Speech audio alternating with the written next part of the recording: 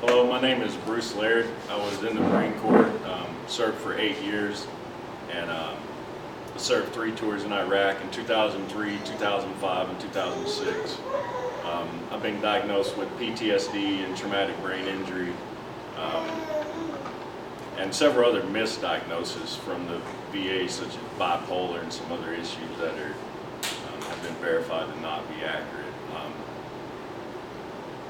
I vote for Prop 205. I support Prop 205 fully, and I ask that all veterans do, all family, everyone in this state needs to vote yes for Prop 205. It's a true lifesaver, and it saved my life and family, that's no doubt. I don't really want to talk much about myself today. I kind of want to pass 2 items I have around here. These are just a couple things I keep around. These are some guys that I served with. And Master Sergeant Hunt, he was our company gunny in 2005. He formed our convoy security patrols, and we went out on security patrols in 2005 and 2006 all around the Anbar Province and all the way out to the stretches of the Syrian border, providing security for convoys through dismounted infantry tactics that Master Sergeant Hunt taught us throughout our time with him. And on a routine patrol, his vehicle hit 2 anti-tank mines. The gunner caught some shrapnel in the face, but Master Sergeant Hunt received burns over 3/4 of his body. He didn't die at that moment. He went back to the States, and he died in October in Dallas in the burn center through complications, infection, heart attacks, and just a whole slew of things that happens when someone receives damage and trauma to their body like that. The reason why I bring him up is obviously not for his service to our nation, but is cannabis could have saved him, maybe. I'm not saying it could have, but the cannabinoids and the terpenes present in this plant do a number of phenomenal things, like fight free radicals in the blood system, control anxiety. I'm sure his mind was going through some type of anxiety while his body was shutting down. Stimulates new growth in nerve tissue, stops growth of bacteria, slows inflammation, stimulates bone growth, encourages cell growth, stops the growth of bacteria. And this goes on, you guys. I'm not promoting this company, I'm just saying here's some information. That's what it does. So that, if that was available in a medicine form and could have been applied to him during his hospitalization after those burns, short of morphine and all these other things, that probably caused his heart and everything else to shut down. And what I'm sure through a proper autopsy would be determined that was the cause of death. This right here was my best friend, Daniel Cook. He killed himself in 2007, January 3rd of 2007, when I was on my way out of the Marine Corps. I got out and was on my way to go see him in Arkansas, and he killed himself before I got there.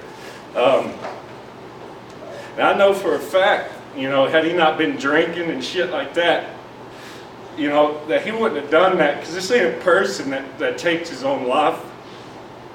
And cannabis would have definitely saved his life.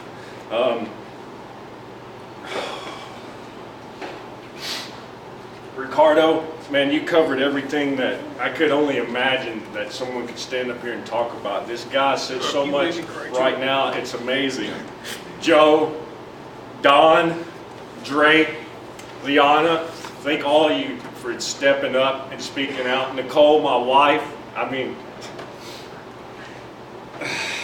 I'll touch on some quick notes I made basically off of what you guys were saying. I just want to kind of make sure that I say it as well. Kimberly Yee, I was actually supposed to be a part of that original study with Dr. Sue Sisley. That got blocked because she didn't even move it to the agenda for the meeting. Right. So it was just, that was that. And what that resulted in was me you know, we left the state after that, moved back to Arkansas, and a whole slew of things unraveled, and then we came back to the state.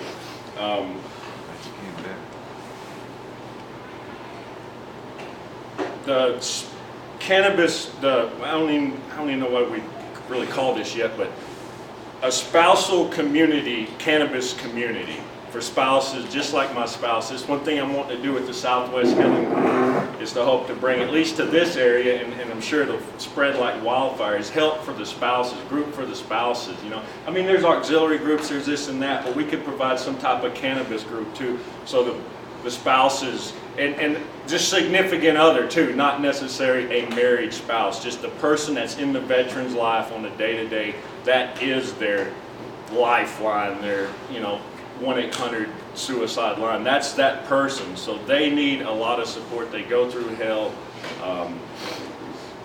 more than you could imagine.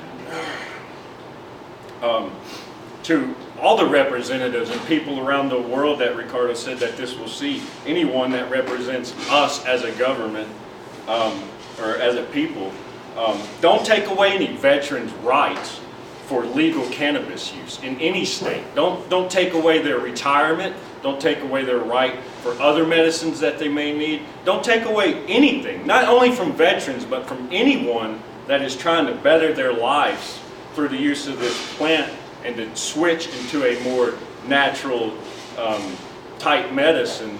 Don't take those rights away, anybody.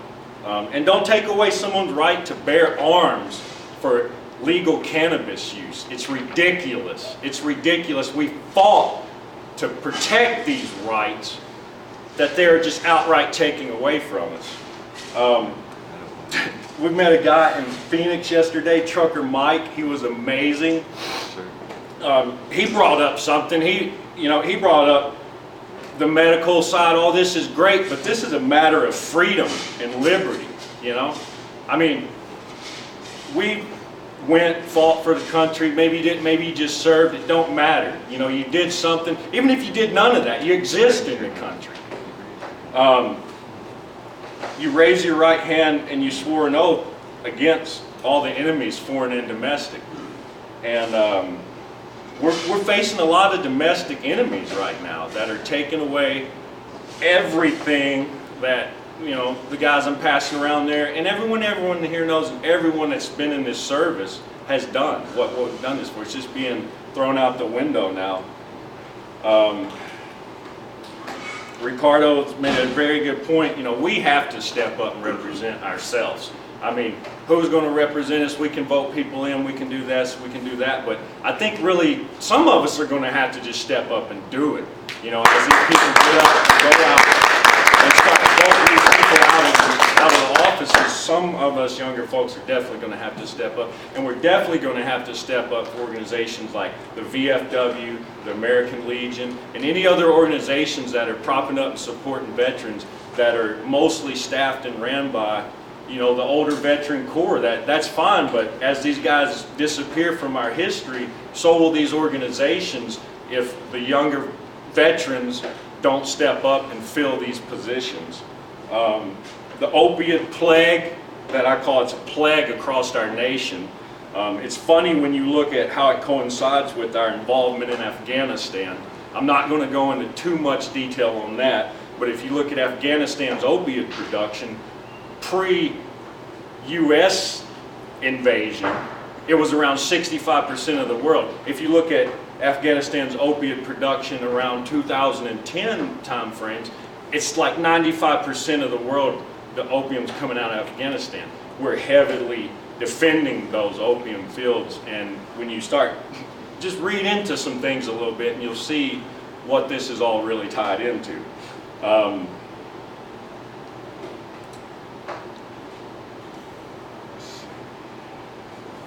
That's really all I want to have on that spill. I'd like to touch real quick on what you guys have laying around the Southwest Healing Group, what we're doing. We are a group applying for a, I'm just going to read them. I know what we're doing, but I'm starting kind of rattled right now. 501c3 nonprofit status. Our mission is simple: raise public awareness to cannabis life-saving events for veterans, patients, and the community. So we are a primary core veteran group, but we are not just supporting veterans, for the community, cannabis community, non-cannabis community, the community in general. Just get everyone involved in cannabis and the benefits, and as long as everyone's educated, the commerce and everything will flow effectively, and this shouldn't disrupt anything. It should actually create jobs and wealth for this state and this nation. Veteran support services is what we do, public speaking, just like events like this. Guys, I mean, join us. There's membership things on the tables. Write your name, write your emails. We will contact you to do just like what we're doing right here. Just getting together and talking to people, getting whatever we can, coverage for it, and getting the word out. You know, we're seeking veterans that want to help veterans, knowledgeable patient service consultants, medical professionals, and industry professionals and business owners that want to tie in with us. We're going to be, you know, hopefully all this is really going to be launching off come January of next year. We're going to be, as we form the groups, holding monthly meetings in the cities, in the areas where we have the population of the group. We're going to be hopefully doing cannabis donations, cannabis giveaways as people come. Hopefully we'll be able to medicate on the sites that we use for the meetings. We have a whole lot of great things planned for veterans and their family. And we're just going to get together, have fun, talk about cultivation. People like Drake over here who don't really know much about marijuana. When 205 goes through, you'll be able to grow some of your own marijuana, you know. And maybe you want to know how to do that the right way the first time. I trust you do. You know, we're going to help out with that. Here's how you grow. Here's techniques. Here's what you do. How you make oils, butters, make your own stuff. So if the cost doesn't start evening out, I mean, you'll be able to provide some of your own medicine at least, you know. It'll ease the cost on everyone. And yeah, that's pretty much my spiel.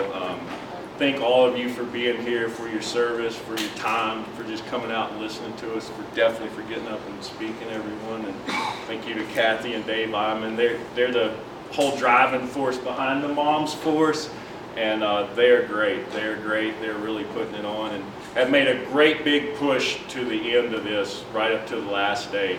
It's not going to stop tomorrow or until Tuesday. Yeah, so thank you for your time. Thank you.